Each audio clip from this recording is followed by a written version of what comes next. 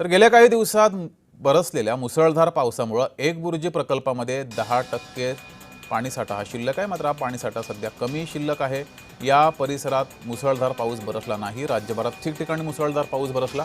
मात्र या परिसरामध्ये दमदार पाऊस व्हावा अशी अपेक्षा वाशिमकरांनी व्यक्त केली आहे. येत्या काळामध्ये पाऊस न झाल्यास मात्र भीषण स्थितीची शक्यता वर्तवली गेली आहे. वाशिम जिल्ह्यामध्ये यंदा मान्सूनचा पाऊस उशिरा दाखल झाला होता.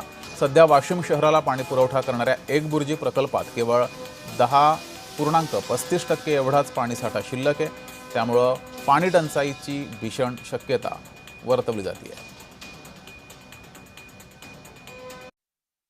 वाशिम जिल्ह्यामध्ये यंदा उशिरा मान्सूनचा पाऊस दाखल झाला होता. मी सध्या वाशिम शहराला पाणी पुरवठा करणाऱ्या एकबुर्जी प्रकल्पावर आहे. या ठिकाणी जर आपण बघितलं तर जुलै महिन्यात सुद्धा या एकबुर्जी प्रकल्पामध्ये केवळ 10.35%च पाणी साठा या ठिकाणी शिल्लक आहे, जो की मागील वर्षीच्या तुलनेत अत्यल्प कमी आहे. आपण जर बघितलं तर मागील वर्षी जुलै महिन्यामध्ये याच प्रकल्पामध्ये 31% पाणी साठा शिल्लक होता.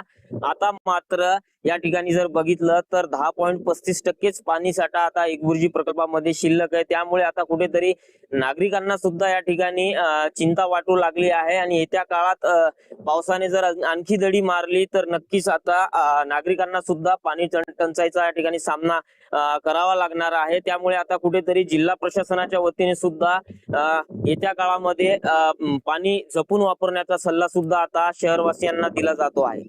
विशाल राऊत, जय महाराष्ट्र न्यूज, एकबुर्जी, वाशिम.